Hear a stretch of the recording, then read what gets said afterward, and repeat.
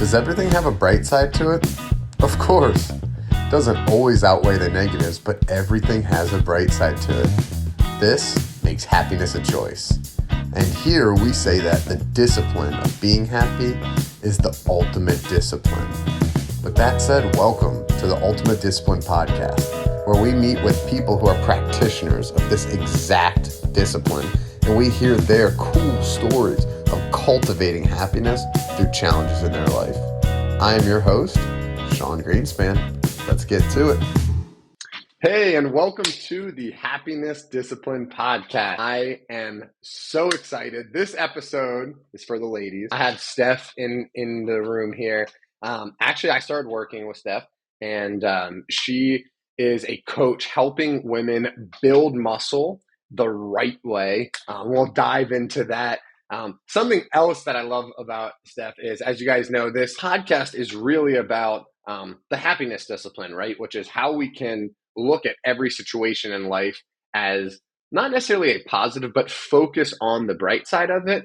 And we interview people that have built discipline in different areas and have really shown that and have been able to show, extrapolate that skill into other areas of their life. And Steph, in the 10 calls that we've had, I feel like even some of the slower ones where we're trying to get logged into all your accounts and everything, you have been so calm and composed throughout everything. I can see that everything you're doing in the gym is, paying off, not just, in your health, in your physique, things like that, but in the way that you carry yourself. So something I really admire about you, and one of the reasons I was really excited to invite you on the podcast. So I wanted to start by just thanking you for coming on and give you a chance to tell the audience a little bit about yourself. Yeah, I appreciate you having me. And anytime I can sit down and talk about strength and muscle and, how that stuff translates over into a more expansive and exciting life. I mean, I'm down, sign me up. So I'm a sports nutritionist and strength coach, and I primarily work with women over 40 to help them look, feel, and be strong. And this is actually my second career. So I've been doing this for the last 10 years, but prior to that, I was a high school science teacher for 12 years. So I really bring that educational lens into what I do. I feel like education is a key part of the process in helping people to really follow through with long-term plans in terms of training and how they're going to fuel themselves to get there. And I have a podcast, I have lots of training programs and coaching programs, and I'm just in there every day. And it's honestly like, if there was anything that was kind of made for me in this world to do, this is it.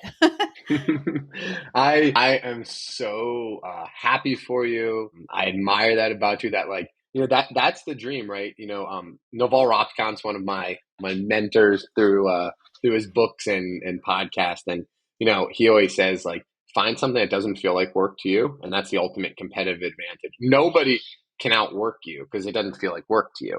Mm-hmm. And so that's super cool. I didn't know you were a science teacher. I Yeah. also think that education is the way, right? Because I was actually reading books about humans' purpose, and this one guy that I was kind of studying, Dr. Zach Bush, was talking about it's to use our senses to learn and then to share and communicate that with people. And I think you're right. Like, once you teach people, they then want to do it themselves and learn. So I do think education is a really great place to start when training or trying to get behavior change out of people. That sounds like that's what you've seen as well? Yeah, and I think there's also a double-edged sword to that. So on the good side, I'll say, when you have quality education, you understand what you're doing and why. That is the biggest buy-in for adult learners. We have to understand the why. We have to be bought into the well, why does this matter? Why is this important? Why are you having me do this exercise? I don't understand. And so I think also in the space of fitness, around women's fitness in particular, and in particular women's fitness over 40, there are just so many people who want to act like all we care about is fixing those pesky problem areas. And it's the way fitness is presented to us is very different from how it's presented to other populations. I guess we'll say that much. So I always feel like, look, we're smart. Yeah. we're resourceful. We can understand why. You don't have to talk down to us, right? So there's that. That's the good part, is quality education, understanding the purpose is really empowering for people because they're like, Yep. oh, now I get it. Like this is part of the bigger plan. On the flip side, we are in such an information driven world, as you know, from, being in this industry. And that can be a little bit of like that DIY trap of, I'm just going to keep consuming information. I think in James Clear's book, he calls it motion versus action. Right. Yeah. So we can stay in motion by continuing to consume and consume and consume content or information. And that's certainly important to a degree. But then what do you do to actually put that into practice? How do you take action? How does that move you forward? How does that help you with the transformation that you're after? That is very, very important. So we can keep continuing to consume information all day long. Like it's at our fingertips. Never in the history of humanity has information gathering been so easy. Yeah. But that doesn't necessarily translate into better results, that transformation that you want, unless you take action to, get a training plan, hire a coach, or at least help yourself with that next action step. So it's a good thing and it has some drawbacks. And when we kind of understand that, I think it's easier to go down the path of, okay, I'm ready to take that next step, whatever that next step might be. Yeah. I appreciate that as an educator to warn people about overeducation, because I am a ready, fire, aim type of person. That's my style. I'm like, look, go, we got to act. And I'm reading this book about kind of about life and business, I'd say. And he's like, it's very simple. There's two things to do to achieve any goal: learn, do, and then you learn, and then you do. He's like, without learning, you're just going to go crazy. But without doing, nothing happens. I think you're right. We're in this age. We're in an age of abundance. You can just listen to good podcasts like this one, just all day long, and feel like you're building momentum, but you're not. But at the same time, yeah, I don't know. There's a lot to be wary of, because there is, of course, tons of junk information, right, out there. And yeah, I think the role of an educator actually has broadened and become more important than it ever was now, because everyone is somewhat acting like an educator. Yeah, I think so. And there's definitely, when I started on Instagram, I'll give you just a quick example. There was no such thing as the word influencer. This is 2011, 2010. We're up there with our filters. We thought we were so cool, on Instagram. And nowadays, people will say things like, oh, they're an influencer.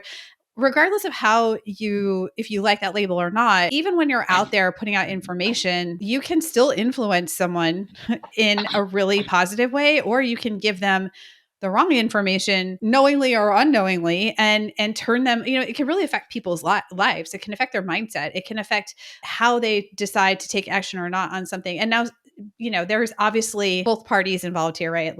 No one can make you do anything to a degree. But at the same time, I think there is a responsibility if you are out there putting out content, is to at least make sure it's accurate. And that's why, what I do is really evidence-based and grounded in the science, because even though that's continuing to evolve over time, we're this is what we know right now. This is the best of what we have to make those decisions from. Yeah, I love the evidence-based, right? And I love that, I don't know. I just enjoy it because, what you said, right? So I actually had someone on the podcast a long time ago that I don't agree or disagree with. He said I was uneducated about it, right?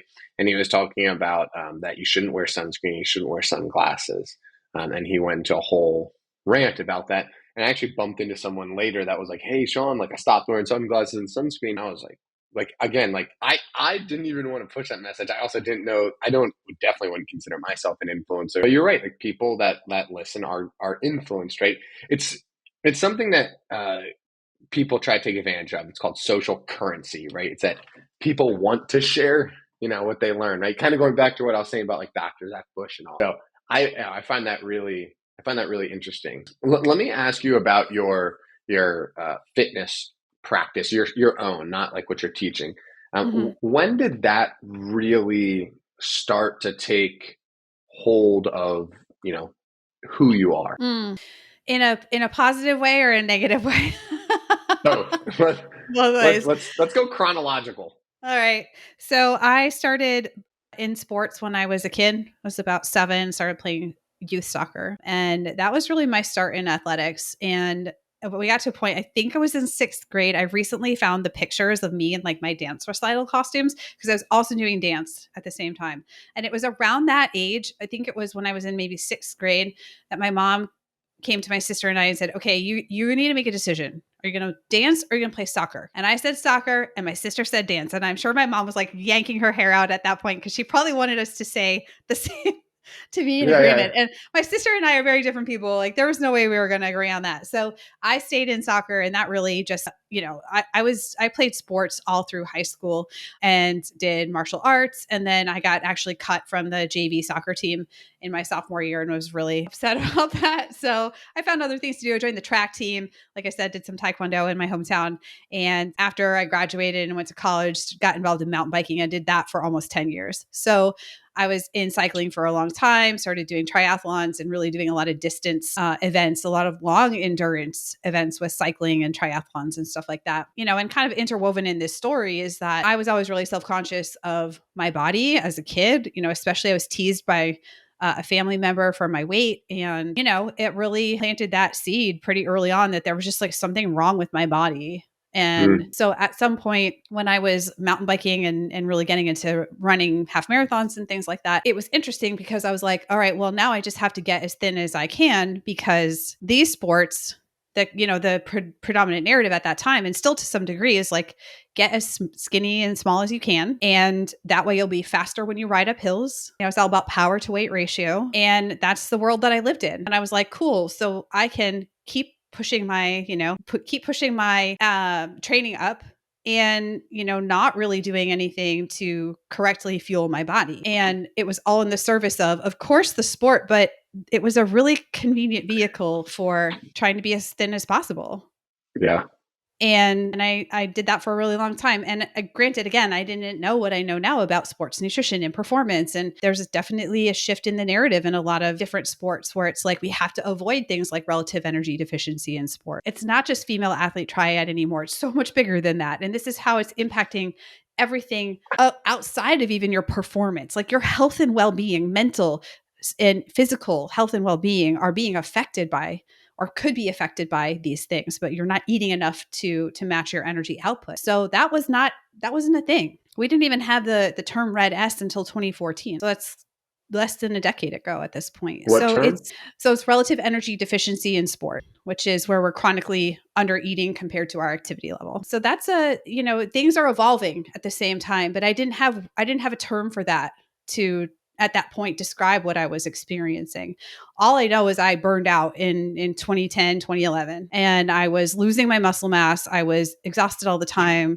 I had a lot of challenges with mood, like crazy mood swings. I mean, this is just like really uncharacteristic for me, and chronic injuries, things like that popping up. And I just was like, I'm sick of racing. Like I'm sick of competing. I just don't want to do this anymore. And we were talking about this, earlier, is like sometimes you just can't predict. You can only see the good part in that looking back, right? Yeah. And that was that I stopped racing endurance sports and I went into a CrossFit gym and learned how to lift weights, like for the first time in my life, like really learned how to lift weights. And that changed the trajectory of my whole life. It made me a healthier person, a stronger person, a more grounded person mentally. And it gave me this renewed sense of purpose that like, this is what I want to do with my life. I want to help other women to also fuel themselves and like do cool stuff athletically and reach their potential in this way. And yeah, so without that negative experience, I don't know if I don't know if I'd be here right now talking to you about this, but finding weights really changed my whole life in that way. So I lifted weights, I competed in CrossFit, started Olympic weightlifting and did that for a while. And now I do BJJ, I ruck, I run a little bit, but nothing like I used to do. I actually started running again this year and have found a new enjoyment in it that I didn't have before.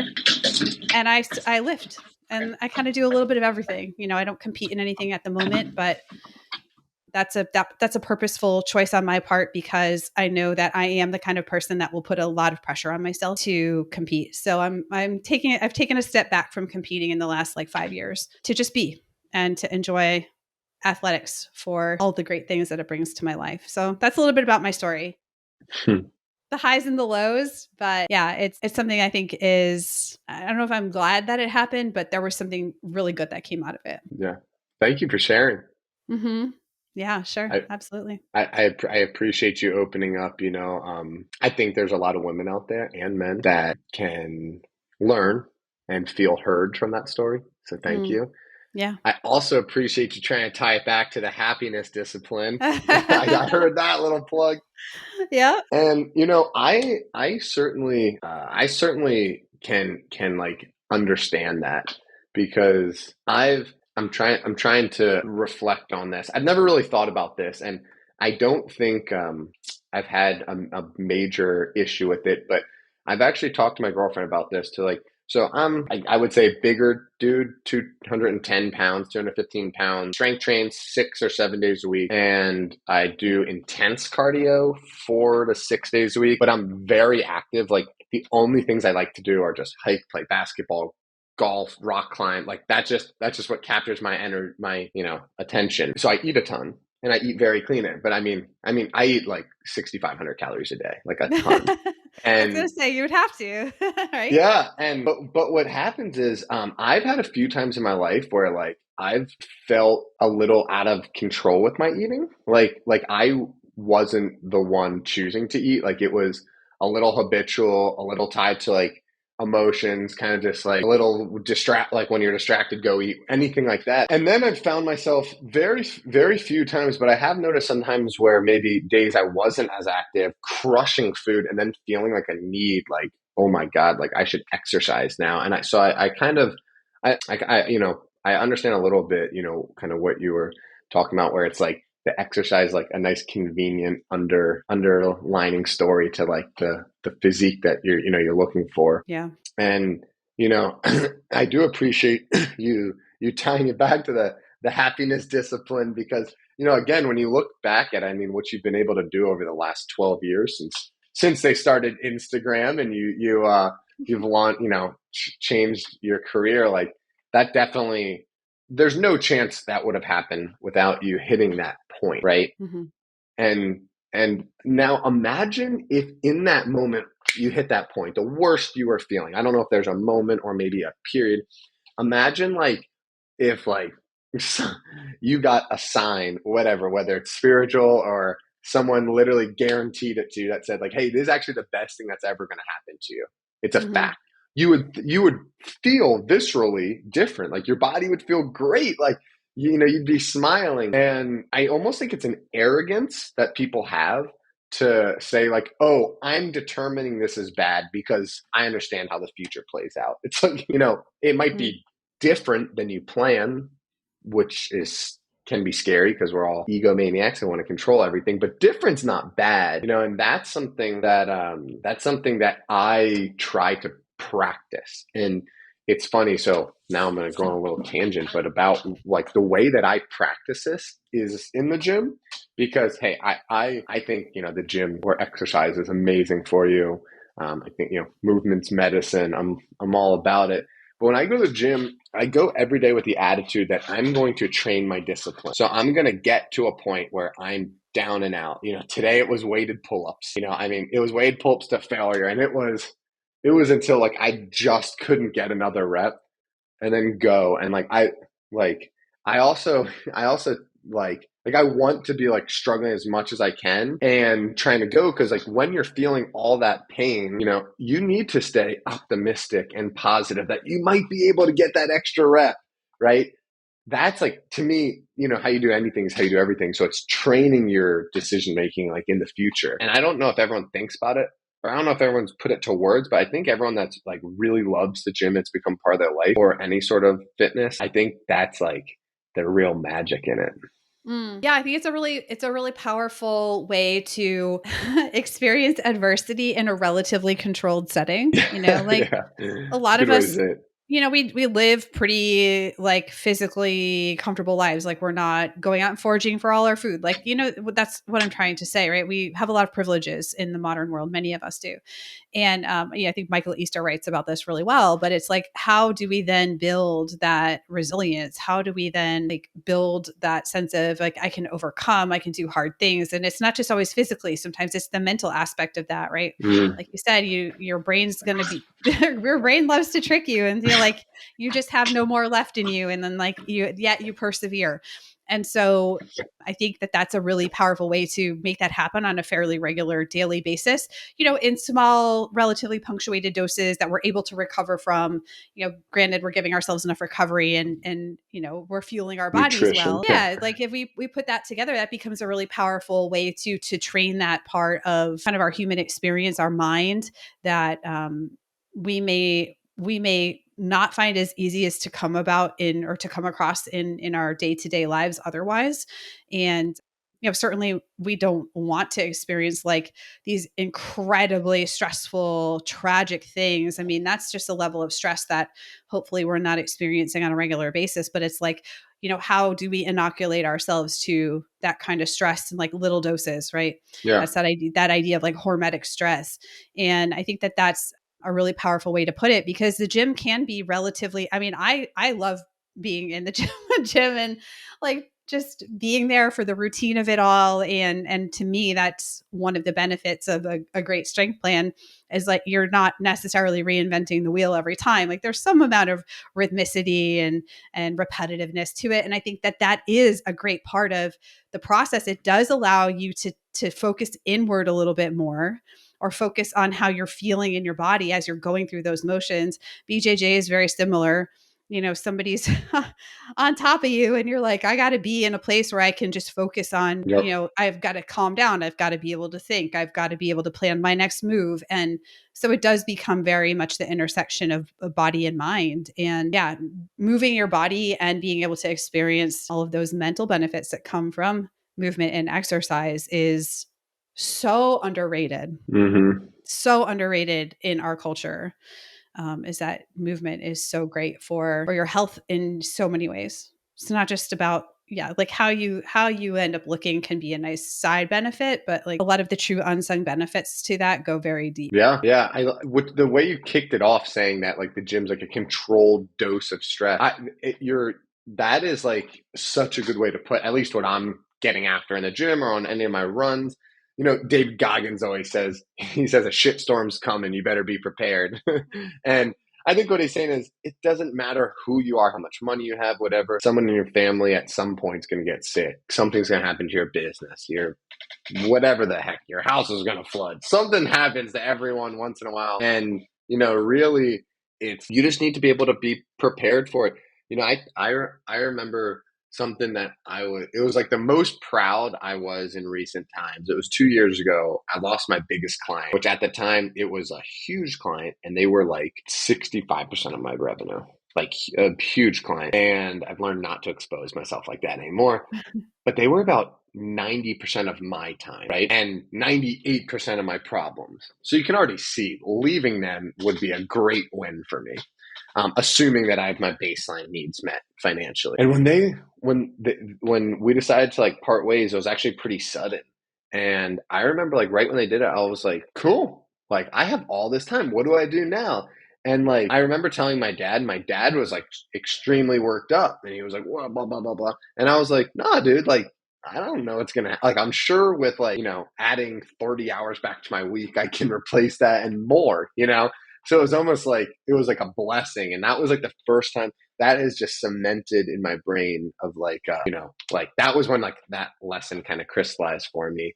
Another one, this guy, T. Harv Eker, who actually lives in San Diego, in one of his books, he says, your brain's job is to keep you safe. So when it tells you, oh, don't do that other rep, oh, don't push this hard, it's just trying to keep you safe, right? And he said, that's when you turn into manual mode. And he goes, I have four words for my brain. Thank you for sharing. And then take over. I love that. Yeah. Yeah. It is funny. He goes, we need to treat our brains like a worried mother and just say, thank you for sharing, and then do what we want. Yeah. The psychology and the mindset play so heavily into that for sure. Yeah. Yeah. Talking about that, I kind of want to hit an intersection of kind of like mindset with like the training that you're doing, Mm. or the coaching that you're doing.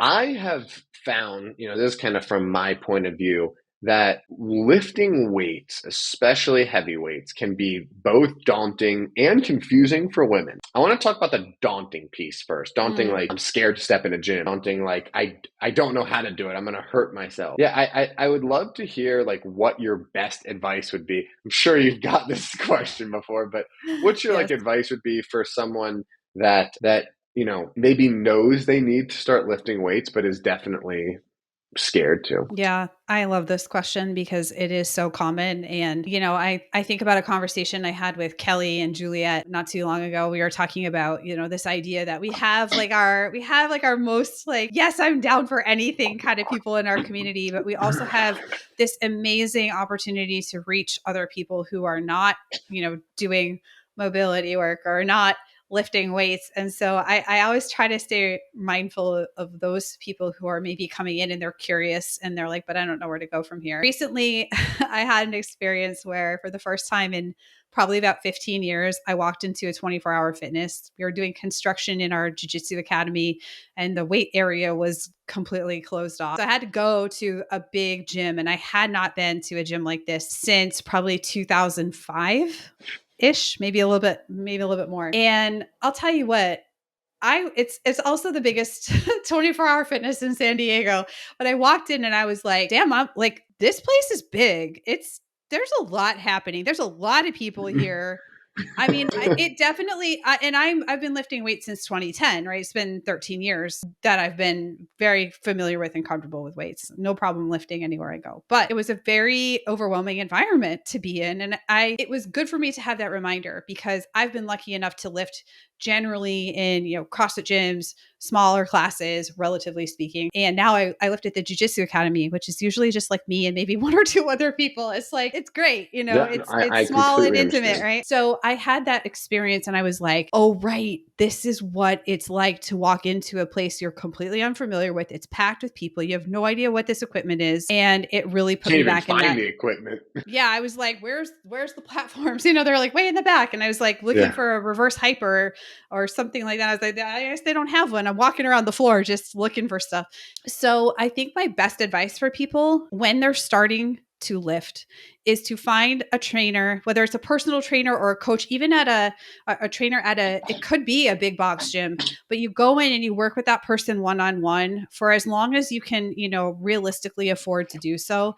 Even if that's a month, 2 months, set some money aside, plan for it because you're going to be able to go in and fingers crossed, ask some questions and get paired up with somebody who can really walk you through the basics. So if you do plan to lift in like a big box gym, knowing where the equipment is and what it's for, right? So that gives you the confidence, being able to go into that freeway area if you're not used to going, you're like intimidated to go over there. So you go over with the coach or the trainer. To me, that's, or ask your friends, crowdsource who in my friend group on Facebook like has a trainer that they like, somebody that lives in your area. There could be a personal trainer that trains people in the park. It could be, somebody that works out of a small local strength and conditioning facility. Start asking around because if you can get in there and work with somebody in person, they're going to be able to spot what's going on with you and like, what your areas of strength, quite literally your areas that need to be brought up, how to like assess you and see what you really need, watch your movement patterns, help you get better at those movement patterns, help you work the equipment because we forget things like, oh, that's right. Not everybody coming into the gym knows how to fail a back squat properly. It's something we all learn. Almost no one does. Right. It's something we all learned back in the day, most of us, but we forget that stuff. How do you take plates on and off a barbell, without struggling with them? Like there's still like what direction did the clips go? Like stuff that can really make people confused or just get frustrated. So I think if you can work with somebody, even if it's for a short period of time, that will give you a really great on-ramp to then If you are a little bit more do-it-yourself inclined, or you'd rather do stuff at home, then you can go, the sky is the limit. You know, maybe then you can, if you really want to work out at home, but you still want to have that like personal trainer touch, find someone that does online Zoom sessions. They are out there. There are a lot of people doing that stuff now, especially since COVID. You know, maybe you build out a garage gym. Like, you really will have a lot of options, but I feel like getting over that initial, like, say 3 months, if you can get over that hump, feel more comfortable, because it's going to feel weird at first. Everything is going to be new. So having somebody to go to, also, you're like, I made that appointment with Sean next Wednesday. I got to get in there. You know, you're making that appointment outside yourself. There's some accountability there as well. And you'll be less likely to just, I'll just do it tomorrow. I'll just do it next week. I'll just do it next. So that's my best advice for anyone who's starting and is just like, don't know a sumo squat from a sumo deadlift, you know, like, get some help. Yeah. It's okay to not know. I will guarantee you, if someone here is new to strength training, the first time they went into the gym, it was like, what am I doing here? I remember going to CrossFit for the first time and I was like, what is half this stuff? I have no idea. I've never done a toes to bar. Like, I don't know. I remember kicking up against the wall to do just a handstand hold. And I was like, scared to like kick up against the wall, you know? So there's going to be things that you don't know what they are. You're intimidated. Like, you need ideas and suggestions for adapting it to your level, those sorts of things. So get in there and work with somebody if you can.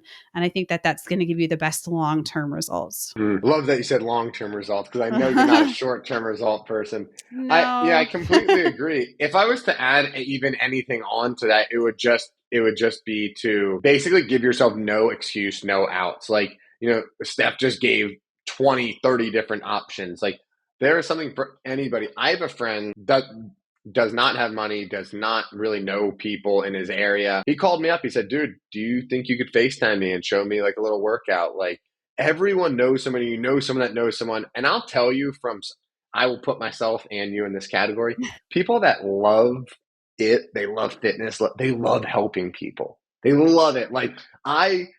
It's so funny. A lot of my friends make fun of me because I vigilantly guard my time, right? Like, I'm trying to run a business, trying to do a podcast, trying to train, trying to spend time with my girlfriend, be there for my parents. Like, I guard my time. And, but when someone calls me and asks me about fitness, I'm like, yeah, man, let me go take a walk. We'll chat for hours.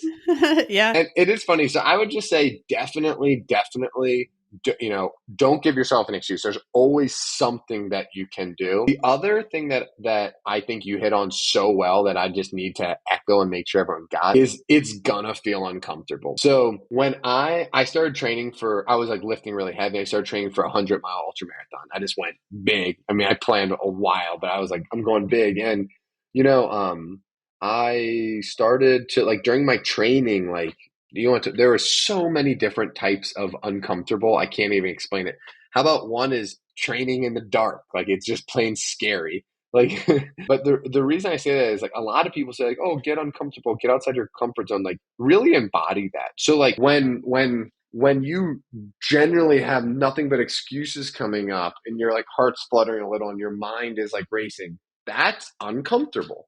That's okay. Like, you know what I mean? I think people say it, but it's like, there's a difference between saying it and like embody it. Like, okay, that's okay, right? And I'll tell you kind of what I think is a hilarious story. But my buddy called me the other day, and he's like, I had this epiphany, and he didn't know if it felt like an epiphany to me.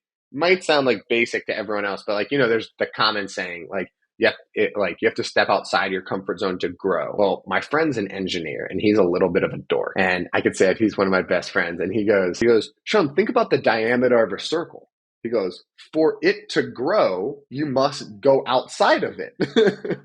He's like, it's simple mathematics, Sean. And I love it because it's like, you know, yeah, like you have to get outside your comfort zone and, like, you know, embody it. I mean, even that same friend that called me was working on his confidence. And I said, dude, real simple. Go meet someone new every single day. And he texts me, he goes, I didn't do it today, but I'm going to get 2 people tomorrow. I said, why didn't you do it today?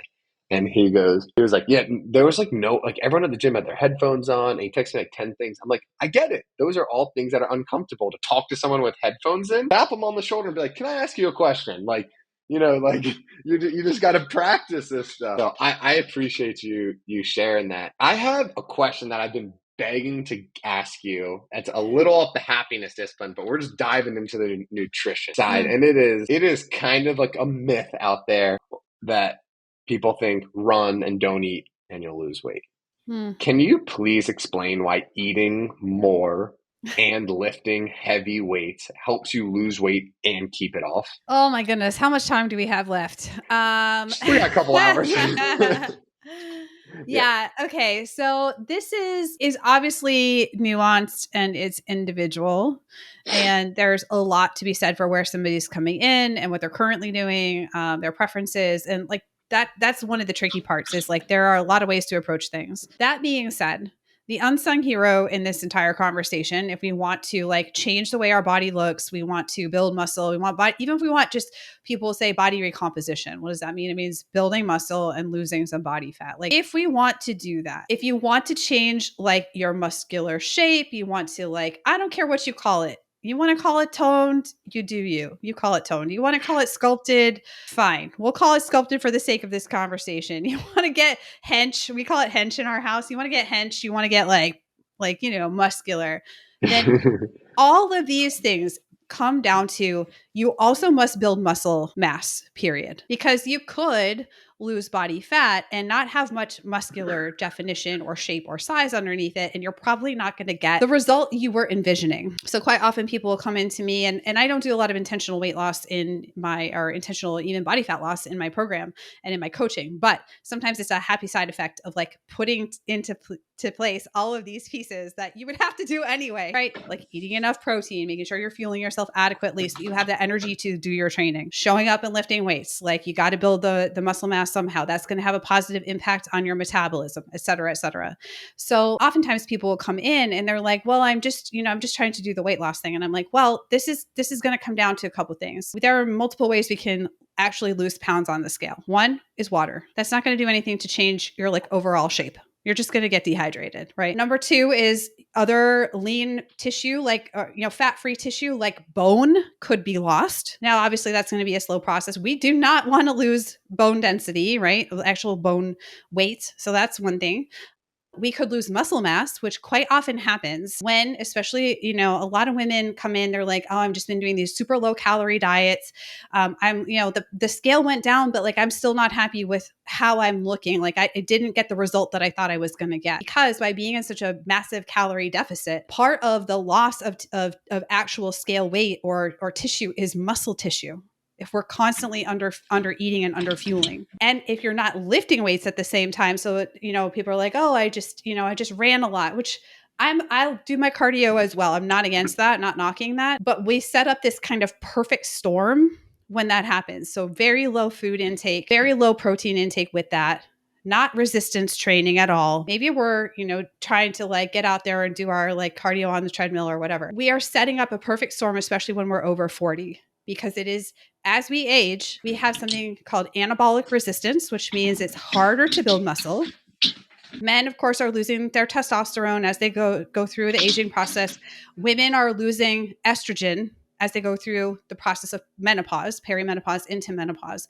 Both of those obviously have an anabolic or muscle building effect. And so it becomes harder to build muscle. And so what tends to happen is women will come to me in their, like mid to late 40s or early 50s. They haven't done any resistance training. They've been on the like 1,200 calories or less for years and years and years. And they're like, I'm still not happy with how I look. Like, what is going on here? And so that's really what's occurred is that over time, we started to lose more muscle mass that pushes our metabolic rate down because muscle is this unsung hero of like, it's like one of the best investments you can make.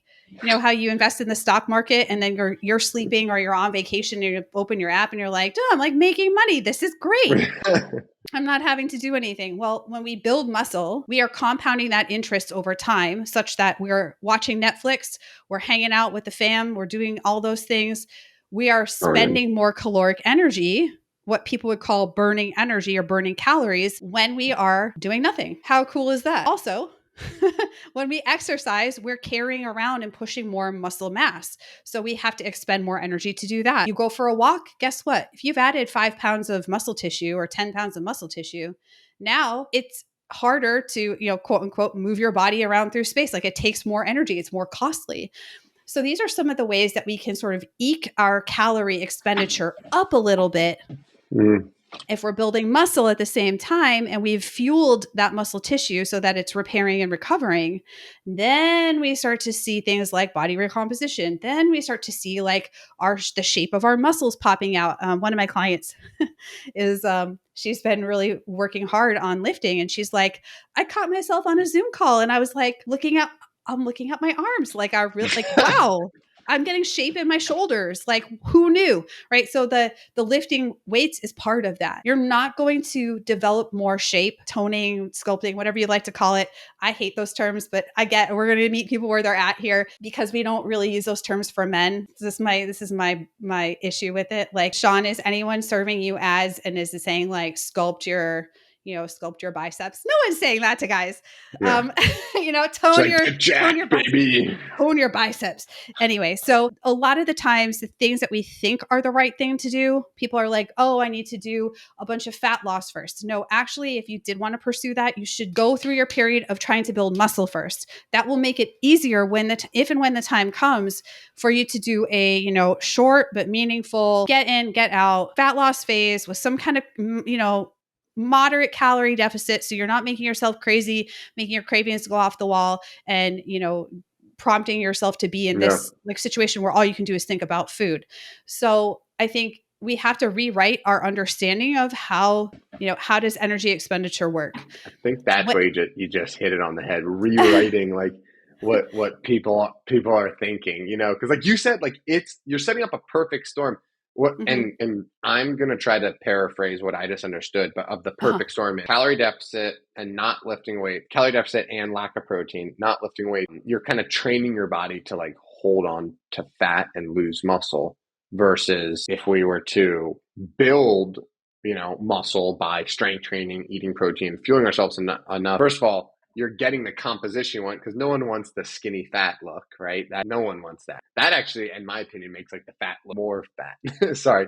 But like and then, the strength and the eating actually is going to like, burn fat while you're sleeping, watching Netflix, on vacation, whatever, like you said. So I think you're right that it's just we've been told the wrong story for a while. One thing that I would just like to add about like strength training, like as an endurance athlete, as just like a normal human, like strength training, like I feel like makes you more durable. It makes you more capable. Like, there's I forget what it is. There's a French saying that says we are strong to be capable. And I love that because like, if I go home, if I step foot into Maryland, my phone rings of uncles and grandparents and parents of Sean needs to move this and rearrange this fucking room. And I'm like, how'd they even know I was here? But, it's just like life like demands that stuff. The jokes are carry your grandkids, walk around with groceries, like all that stuff. Yeah.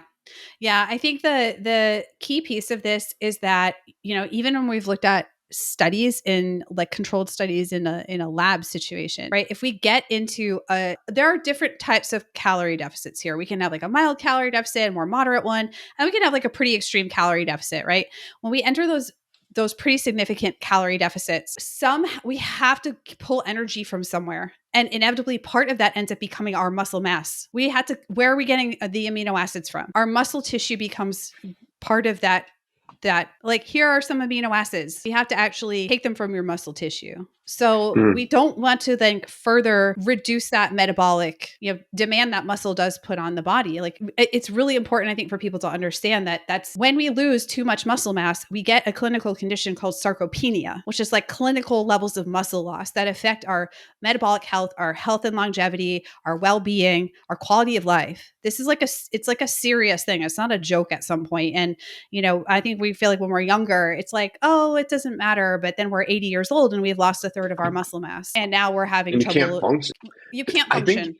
And nobody wants to think about that. I feel like even when we're in our 40s, even when we are seeing family members, those sorts of things, struggling with their mobility, getting around, independence, balance, yes, all of it. And, chronically under eating on protein, bone is protein is necessary for building bone, right? So we get into these situations where we've got like low bone density. We have we're more unsteady on our feet. We're at a risk of fall and fracture.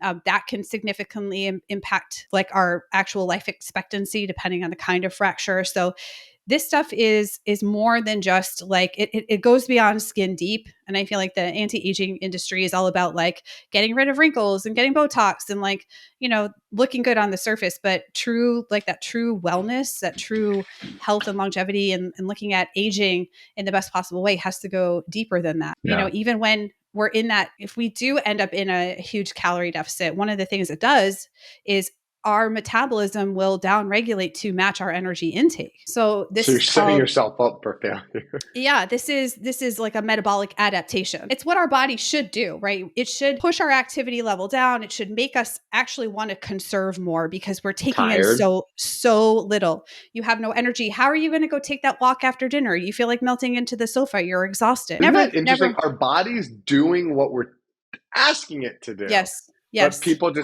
and it comes back to where we started with education. Mm-hmm. And I know this is a topic that gets us both like we just want everyone, we look at family members, friends, clients, whatever that just like are struggling with things, giving up sport, complaining, chronic complainers, right? And you have to be compassionate towards them, certainly, but also try to help. If they're interested, it's that interesting spot where it's like you can't force it, but you can try. Yeah.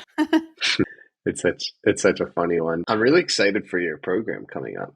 I think I'll make sure to share that in the show notes and in some of the content that we put out from this. Yeah. One thing I wanna wrap up with is any final thoughts you have, because something that I love about you is that first of all, I love the way that you don't talk about weight loss, you talk about strength training, but a higher level of that is you stick to your principles. And like it's not that I agree or don't agree with like your program. It's that like this is what I believe in because I'm educated and I've tested myself and I stick with that. But this is even again above like physique or physical health, like going back to the happiness discipline, right? Like what's like the main thing that you see as a benefit from going to the gym, like living this fitness life, eating well, like what is the main thing? Is it on that physical side? Is it on the mental side? Or like the emotional side? The way I describe it is this, like when you don't feel good and, my heart goes out to people who are dealing with things like chronic illnesses or things of that nature. When you don't feel good, life just feels that much harder.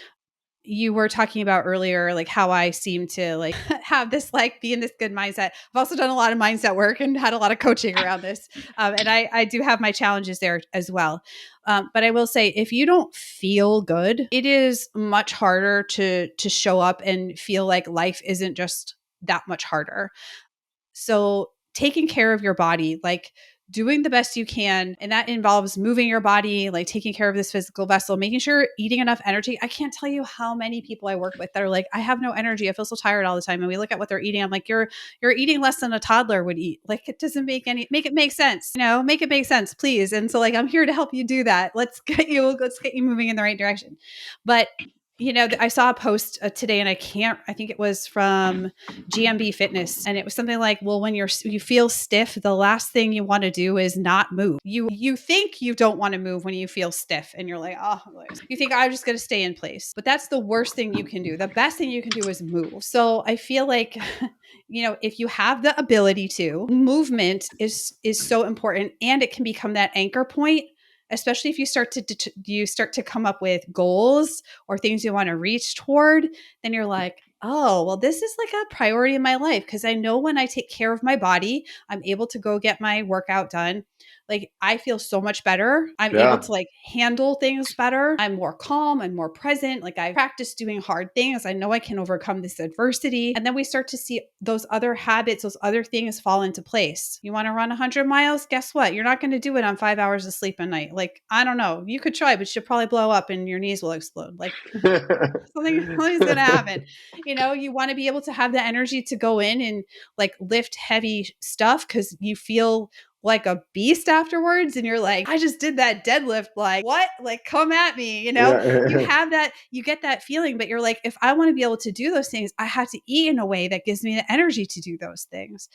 And so sometimes I feel like people are all just trying to like eat, yes, like eating better for the sake of eating better. But when you can tie that into something that feels a little bit more fun, like, yeah, you want to go like do some cool event, you want to go like hike this trail, whatever Chasing it is. fun. Yeah, like make it fun, like have it capture your attention, and then you'll start to see that like all of these other things have to, like, if I just do this thing, I feel better during that workout. If I eat a little bit more protein, I notice I'm recovering better, and that helps me move toward that goal that I have, and Yeah. it becomes more of an intrinsic driver over time. So I feel like, it is probably a little bit biased, but movement and training, and people will tell me, oh, but I don't work out or I don't train because I'm not training for an event.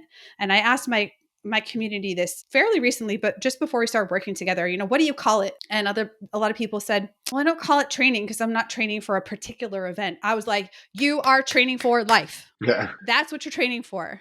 You could also be training for a 100-miler or a BJJ competition, or I don't You're know, a training CrossFit. for life. You're training for life. Like, train, have a purpose, have an intention when you go in. And that will help all of these other things start to line up. Yeah. And it's at those moments when you're like, I feel stronger. I can be present with my kids. I can like literally help move that sofa for my grandma.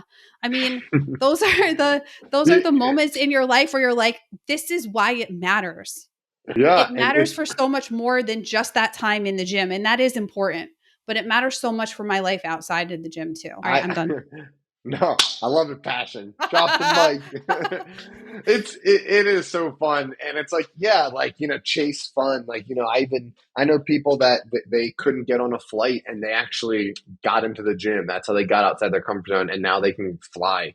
Right? It's just like you don't know what's coming. And I think that's the theme of it all, is train for life. I'm so glad that we talk weekly, because we need to start all of our calls with like our little podcast moment. Let Brendan just record and clip it up for us. Shout out, Brendan.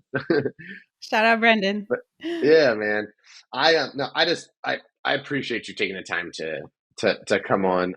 And I do want to end it with like the biggest thing that I think, as far as like a takeaway for people, is what you said. Like, if you're stiff, move. If you're exhausted and you can't go to the gym, you need to go to the gym, because otherwise you're gonna get more exhausted.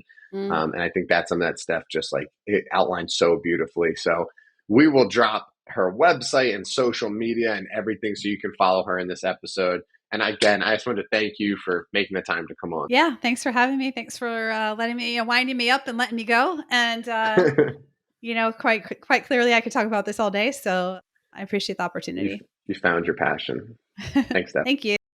Hey, thank you for watching today's episode.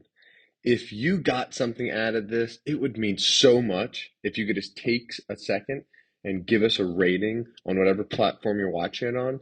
And it would mean so much to the world if you could just find one person that you think this message resonates with, and you can share that with them. Thank you so much for your support. Looking forward to share the next episode with you.